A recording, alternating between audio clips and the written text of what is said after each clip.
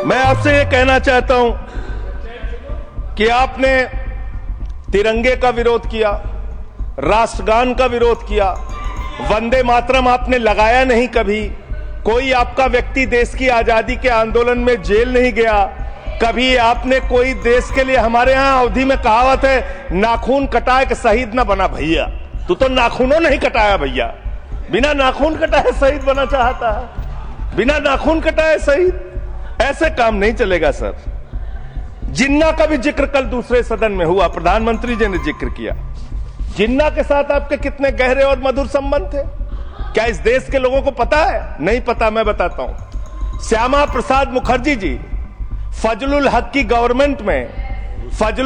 Government में finance minister थे, और फाइनेंस मिनिस्टर रहते हुए उन्होंने अंग्रेज गवर्नर को चिट्ठी लिखी थी। Shyama Prasad followed this and told Governor Herbert, the administration of the Bengal province should be carried on in such a manner that in spite of the best efforts of the Congress, this Quit India movement will fail. ये चिट्ठी लिखी है। आपने भारत छोड़ो आंदोलन के खिलाफ आपके नेता, जनसंघ के पहले राष्ट्रीय अध्यक्ष और तत्कालीन गवर्नमेंट में जो वित्त मंत्री थे, उन्होंने चिट्ठी लिखी अंग्रेज गवर्नर को और कहा कि भारत छोड़ो आंदोलन, जो हिंदुस्तान के क्रांतिकारियों का आंदोलन था, जो देश की आजादी का आंदोलन था, वो आंदोलन कुचल देना चाहिए, खत्म कर देना चाहिए। ये है रिकॉर्डेड हिस्ट्री आपकी। ये आपको, आपके बारे में पूरे देश को पता रहना चाहिए। ये नारे देशभक्ति के हैं, ये नारे देश की रक्षा के हैं, ये नारे देश को आजादी दिलाने के लिए है। ये नारों के पीछे अपने गुनाहों को छिपाने के लिए नारे नहीं है, मैं कहना चाहता हूं माननीय। और आप क्या कर रहे हैं? आप इन नारों के पीछे अपने गुनाहों और अपराध को छिपाना चाहते हैं। वंदे मातरम का मतलब क्या है? वंदे मातरम का मतलब है मातृभूमि की वंदना। मातृभूमि की वंदना। हम मातृभूमि की वंदना करते हैं, तो आप कैसे मातृभूमि की वंदना कर रहे हैं? अरे 1 रुपए में तो एक आम नहीं मिलता। आपने 1 रुपए में अडानी को 1050 एकड़ जमीन और 10 लाख आम और लीची के पेड़ दे दिए। ये मातृभूमि की वंदना। LOH, just in a minute. LOH. Sir, 2 बातें हैं। Please, LOH is on its legs. LOH is on its legs. Sir, 2 बातें हैं।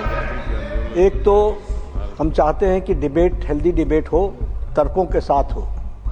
अभी इन्होंने आरोप लगा दिया कि दलितों पर बीजेपी वाले एकदम हल्ला करने लगे। ऑन रिकॉर्ड है, मैंने कहा है दलित के विषय में कि ये हमारे पूज्य हैं, हमारे भाई हैं। ये ऑन रिकॉर्ड है। इस तरीके के स्वीपिंग स्टेटमेंट्स न दें और इस हाउस के माध्यम से देश को गुमराह न करें, नंबर 1। नंबर 2, आपने कहा ये बेच दिया, ये बेच दिया, ये बेच दिया। I say please authenticate on the floor of the house whatever you have charged. देखिए, आज सर बहुत अच्छी बात गृह मंत्री जी भी कह के गए और लीडर ऑफ द हाउस भी कह रहे हैं कि जो कुछ भी मैं बोलूं उसको ऑथेंटिकेट करूं। और मैं आपसे अनुरोध कर रहा हूं सर कि अगर मैं ऑथेंटिकेट ना करूं तो मेरे खिलाफ कार्रवाई की जाए। वंदे मातरम सर, आपका बहुत बहुत आभार कि आपने वंदे मातरम जैसे महत्वपूर्ण विषय पर मुझे अपनी बात कहने का अवसर दिया। मान्यवर, मैं सोच रहा था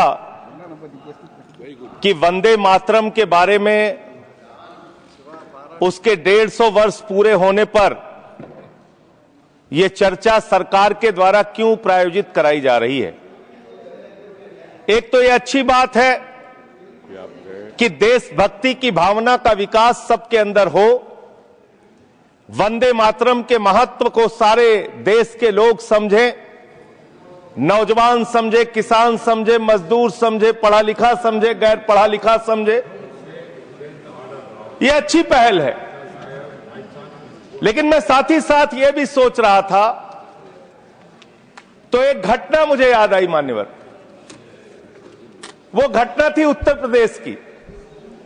हमारे एक ऊर्जा मंत्री हैं माननीय मंत्री जी AK शर्मा जी, उनके सामने व्यापारी लोग पहुंचे उन्होंने कहा 21 घंटे से लाइट नहीं आ रही, 21 घंटे से लाइट नहीं आ रही, व्यापार बर्बाद हो रहा है, बच्चे रो रहे हैं, हमको गर्मी में बिजली दे दो।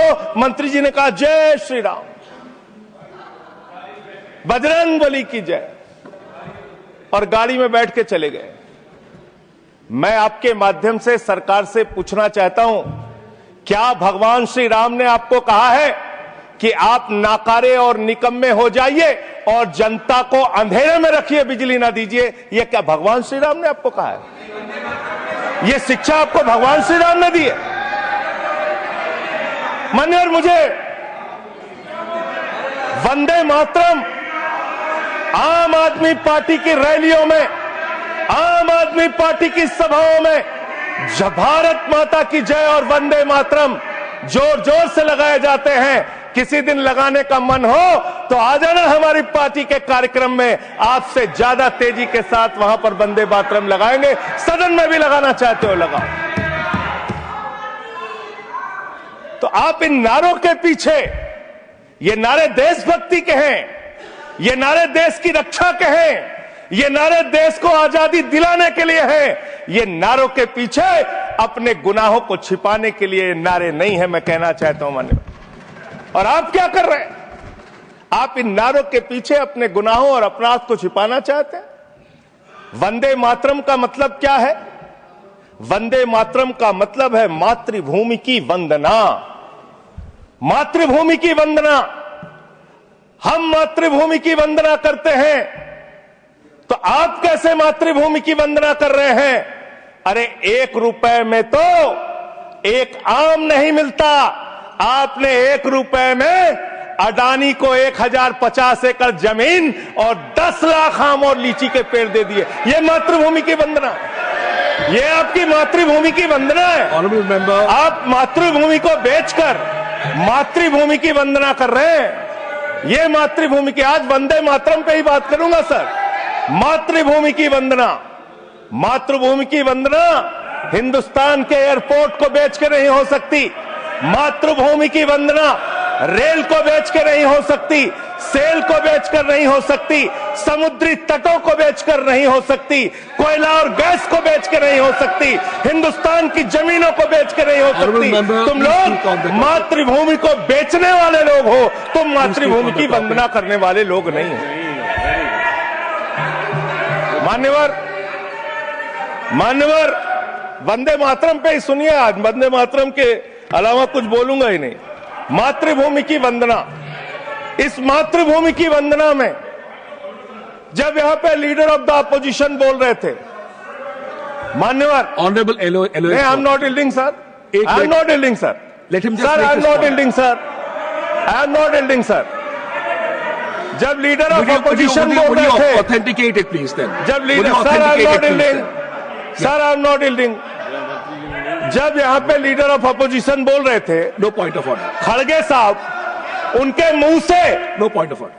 दलित शब्द निकल गया, दलित शब्द निकल गया। पूरी की पूरी भारतीय जनता पार्टी हाउस में खड़े होकर विरोध करने लगी। दलितों से इतना चिढ़ है आपको? क्या दलित भारत माता के बच्चे नहीं? क्या पिछड़े भारत माता के बच्चे नहीं? क्या आदिवासी भारत माता के बच्चे नहीं? अगर दलितों, पिछड़ों, आदिवासियों की बात होगी तो आप विरोध I'll करोगे। have to give it to LOH. आप विरोध I'll have to करोगे। give it to LOH. You are not on the topic. LOH. Just yield a minute. LOH. Sir, 2 बातें हैं। Please. LOH is on his legs. LOH is on his legs. Sir, 2 बातें हैं। एक तो हम चाहते हैं कि डिबेट, हेल्दी डिबेट हो, तर्कों के साथ हो। अभी इन्होंने आरोप लगा दिया कि दलितों पर बीजेपी वाले एकदम हल्ला करने लगे। ऑन रिकॉर्ड है, मैंने कहा है दलित के विषय में कि ये हमारे पूज्य हैं, हमारे भाई हैं, ये ऑन रिकॉर्ड है। इस तरीके के स्वीपिंग स्टेटमेंट्स न दे और इस हाउस के माध्यम से देश को गुमराह न करे, नंबर 1। नंबर 2, आपने कहा ये बेच दिया, ये बेच दिया, ये बेच दिया। आई से please authenticate on the floor of the house what ever you have charge. देखिए, आज सर बहुत अच्छी बात गृह मंत्री जी भी कह के गए और लीडर ऑफ द हाउस भी कह रहे हैं कि जो कुछ भी मैं बोलूं उसको ऑथेंटिकेट करूं। और मैं आपसे अनुरोध कर रहा हूं सर कि अगर मैं ऑथेंटिकेट ना करूं तो मेरे खिलाफ कार्रवाई की जाए। एक एक चीज मैं ऑथेंटिकेट करूंगा। अगर मैं कोई बात कह रहा हूं तो उसको ऑथेंटिकेट करूंगा। दूसरी बात, शहीद खुदीराम बोस की बात हुई सर, कल उस सदन में चर्चा हुई। हिंदुस्तान के सबसे युवा क्रांतिकारी जिन्होंने फांसी के फंदे को चूमा, वंदे मातरम का नारा लगाया, शहीद खुदीराम बोस, शहीद रोशन सिंह, शहीद राजेंद्र लहड़ी, शहीद अशफाक उल्ला, शहीद राम प्रसाद बिस्मिल, शहीद प्रफुल्ल चाकी, हिंदुस्तान के तमाम क्रांतिकारियों ने जब फांसी के फंदे को चूमा, शहीद आजम भगत सिंह, शहीद सुखदेव, शहीद राजगुरु, सबने वंदे मातरम का नारा लगाया, सबने वंदे मातरम का नारा लगाया। और शहीद खुदीराम बोस को अब आप याद कर रहे होंगे, मैं पिछले 31 साल से 3 दिसंबर को शहीद खुदीराम बोस की जयंती का आयोजन करता हूं। मेरी संस्था का नाम शहीद चंद्रशेखर आजाद के नाम पे है। शहीद खुदीराम बोस हिंदुस्तान के वो क्रांतिकारी थे, जब उनको फांसी के फंदे पे चढ़ाया गया और उनका जब अंतिम संस्कार हुआ तो जो राख उनके अंतिम संस्कार से निकली मान्यवर, उसको बंगाल की माए तावीज बना के अपने बच्चों को पहनाती थी कि ऐसे ही बनना हिंदुस्तान के लिए क्रांतिकारी। यह इतिहास, यह हिंदुस्तान का इतिहास। लेकिन मैं आपके माध्यम से इस सरकार से पूछना चाहता हूं, आपके पुरखे इस वक्त क्या कर रहे थे जब शहीद आजम भगत सिंह वंदे मातरम लगा रहे थे, शहीद सुखदेव वंदे मातरम लगा रहे थे, शहीद राजगुरु वंदे मातरम का नारा लगा रहे थे, शहीद खुदीराम बोस वंदे मातरम का नारा लगा रहे थे? उस वक्त आप क्या कर रहे थे? क्या कर रहे थे आप? वंदे मातरम का नारा लगाकर लोग जेल गए, लाठियां पड़ी उनको। मैं आपके माध्यम से इस सरकार से पूछना चाहता हूं, आरएसएस के 4 लोगों का नाम बताओ जो वंदे मातरम नारा लगा के जेल गए, उनका नाम बताओ आप। 4 लोगों का नाम बताओ आप, अपने 4 पुरखों का नाम आप बताओ। आप नहीं बता सकते क्योंकि आजादी के आंदोलन में आपका कोई इतिहास नहीं, आजादी के आंदोलन में आपका कोई इतिहास नहीं, यही आपकी कुंठा है। तो इसलिए कभी आप कहते हो सरदार वल्लभ भाई पटेल आपके हैं। अरे भैया, सरदार वल्लभ भाई पटेल ने आरएसएस के ऊपर बैन लगाया था, यह रिकॉर्डेड हिस्ट्री है। और जब 18 महीने जेल में रखा गया आरएसएस के लोगों को राष्ट्रपिता महात्मा गांधी की हत्या के अपराध में, जब उनको छोड़ा गया, बैन हटाया गया, तो उसमें शर्त लगाई कि आप राष्ट्रीय ध्वज को मानेंगे, यानी कि आप तिरंगे झंडे को भी नहीं मानते थे। आपने 52 साल तक हिंदुस्तान का तिरंगा झंडा आरएसएस के मुख्यालय पे नहीं फहराया सर, नहीं फहराया।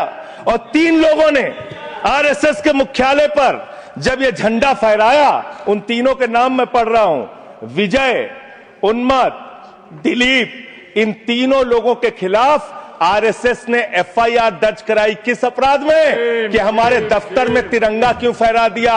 और कितने साल तक मुकदमा लड़े? 13 साल तक मुकदमा लड़े। यह है आपकी असलियत। आप तिरंगे का विरोध करते हैं, भारत के राष्ट्रीय ध्वज का विरोध करते हैं। जो लोग तिरंगे और राष्ट्रीय ध्वज का विरोध कर सकते हैं, वो भारत माता के सच्चे सपूत नहीं है, वो नहीं है हमारे निगाह में। और मैं आपको बताता हूं सर, ये है 28 दिसंबर 1949 का ऑर्गेनाइजर पत्र। इसको भी रखूंगा क्योंकि आज गृह मंत्री जी और लीडर ऑफ द हाउस दोनों कह के गए रिकॉर्ड पे सारी चीजें आनी चाहिए, इसको रिकॉर्ड पे रखना चाहिए। इतिहास देश को पता चलना चाहिए, किन लोगों ने देश के साथ गद्दारी की, किन लोगों ने तिरंगे का विरोध किया, किन लोगों ने राष्ट्रगान का विरोध किया। आपको ये पढ़ के सुनाना चाहता हूं, ये ऑर्गेनाइजर है, क्या लिख रहा है। What is the moral sanction behind government's choice of Jan Gana Man, except that it can be made an item of entertainment? आप राष्ट्रगान का विरोध कर रहे हैं, आप भारत के राष्ट्रगान का विरोध कर रहे हैं। आपके मुख्य पत्र में भारत के राष्ट्रगान का विरोध लिखा गया है। इसके लिए भारत के प्रधानमंत्री को और पूरी की पूरी भारतीय जनता पार्टी को, जो अपने आप को आरएसएस को अपना आदर्श मानती है, पूरे देश से माफी मांगनी चाहिए। ये रिकॉर्ड पे लाऊंगा सर, इसको रख लीजिएगा, ये रिकॉर्ड पे रखा जाए। मान्यवर, फिर से बोल दे रहा हूं, 28 दिसंबर 1949 ऑर्गेनाइजर अखबार जो आरएसएस का मुख्य पत्र है, और इस आरएसएस के मुख्य पत्र में फिर से लिख दे रहा हूं, फिर से पढ़ दे रहा हूं क्या लिखा हुआ है। What is the moral sanction behind government's unnecessarily will get choice of provoked Jal again. One? Unnecessarily Except will get that provoked. It can Continue, be please. made an Please item continue. of entertainment. Please continue. ये लिखा हुआ। Sanjay ji unnecessarily provoke. Continue. अच्छा sir,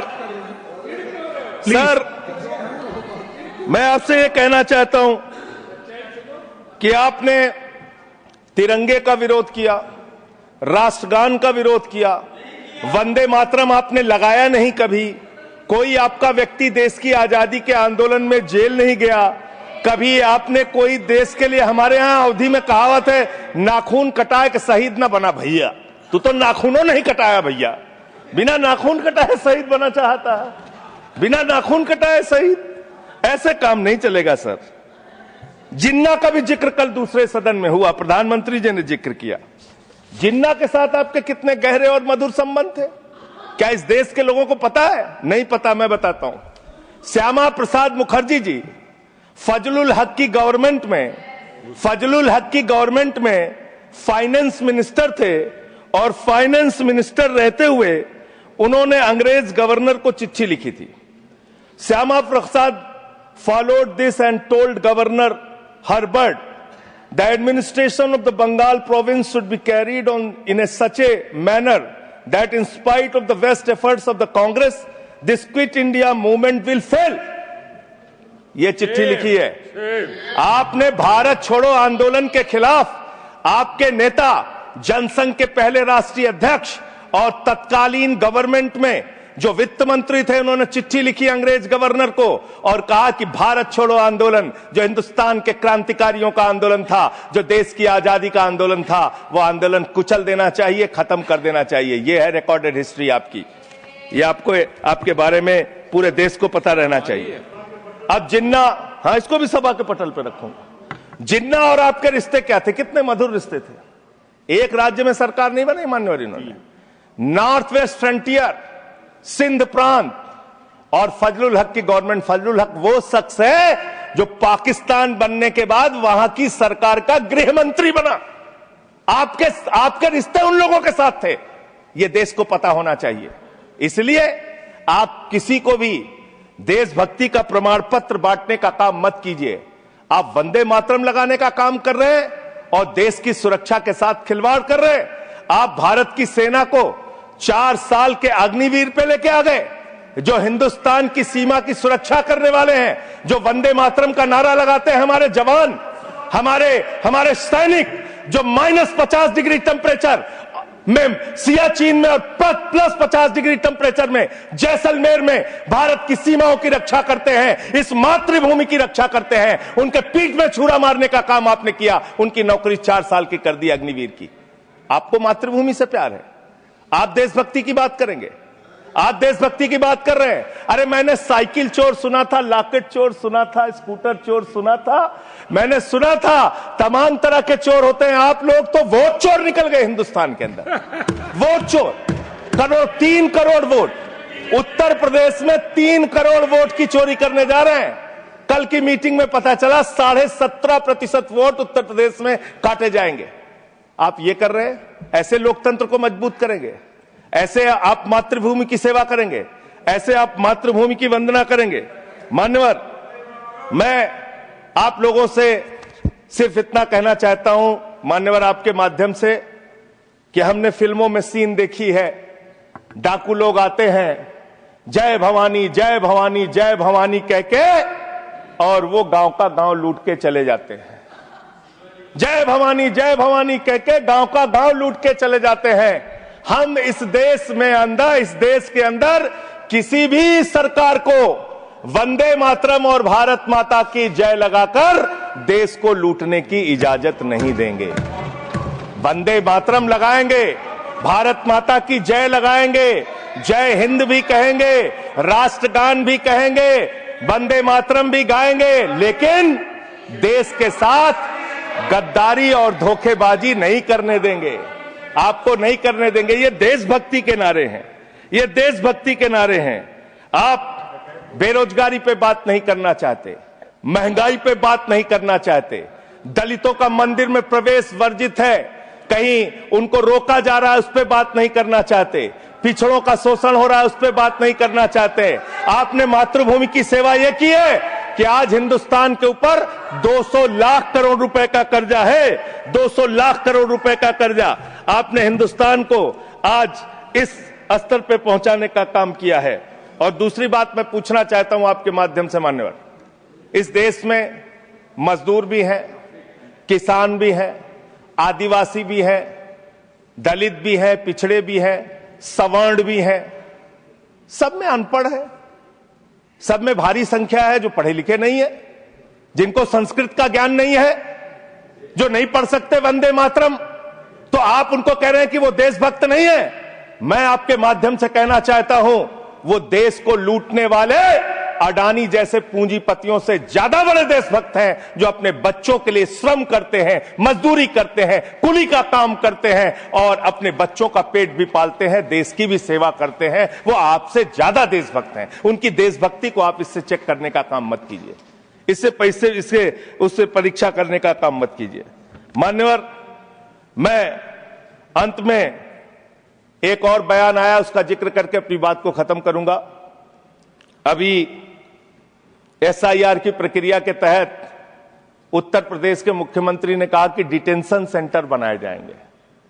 80 lakh लोगों के vote आपने बिहार में काट दिए, वहां कितने घुसपैठिए मिले आपको? अरे भाई, ये भी मातृभूमि की बात हो रही है।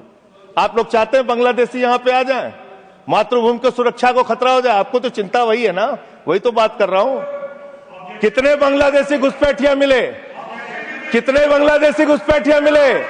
कितने बांग्लादेशी घुसपैठिया मिले? मात्र 315, जिसमें नेपाल के बाकी लोग सिर्फ 78 मुसलमान मिले। वहां 80 लाख लोगों के आपने वोट काट दिए।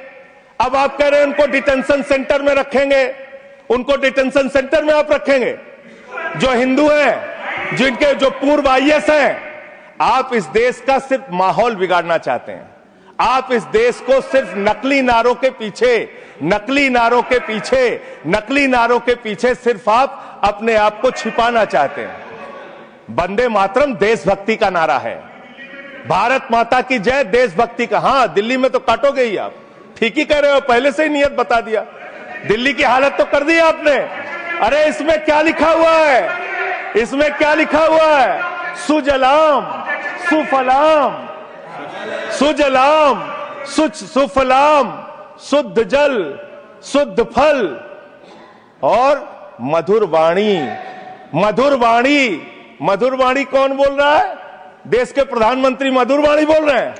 मुजरा जैसे शब्दों, अरे भाई, इसी वंदे मातरम की सेकंड्स रह गए सर, वंदे मातरम की तो बात कर रहा हूं। हमारे पास और टाइम है सर, टाइम है सर। सर, मधुर वाणी, मधुर वाणी, मधुर वाणी। सर, जहरीली हवा और जहरीला पानी दिल्ली में दे रहे हैं। हमारे पूर्वांचल के भाइयों के ऊपर बुलडोजर चला रहे हैं। सर, मेरे टाइम में से काट लीजिएगा, पार्टी टाइम में से काट लीजिएगा, प्लीज, पार्टी टाइम में से काट लीजिएगा। सर, हमारी पार्टी का टाइम 24 मिनट है। Please, one second. दिल्ली को, संजय जी, दिल्ली को आप 1 सेकेंड, ऑनरेबल मेंबर्स, 1 सेकेंड, शांत हो जाओ। माननीय संजय जी, कंक्लूड करिए, आपका समय खत्म हो रहा है। सर, 24 मिनट मेरा टाइम है।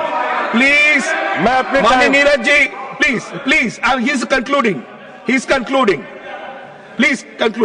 10 सेकेंड सर, प्लीज कंक्लूड। आपका समय समाप्त हो गया। सर, मेरी पार्टी का समय 24 मिनट है। ठीक है, मेरी पार्टी का समय 24 मिनट है। और कोई स्पीकर नहीं है आपके? स्पीकर एक और है, उनमें से आप काट लीजिएगा समय। मैं कह रहा हूं ना, हाँ, ये हमारा अधिकार है, पार्टी का अधिकार है।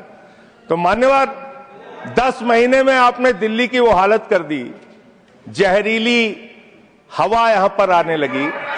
दिल्ली को आपने दुनिया का सबसे प्रदूषित शहर बना दिया। बच्चों, शांत हो जाओ, बच्चों शांत, बच्चों हल्ला मत करो, शांत हो जाओ। अरे मैं एक मुख्यमंत्री इन्होंने बनाया है, कंक्लूड करिए सर। एक मुख्यमंत्री बनाया इन्होंने, प्लीज, खत्म कर रहा हूं, प्लीज। एक मुख्यमंत्री बनाया है जिसको ये नहीं मालूम कि AQI होता क्या है।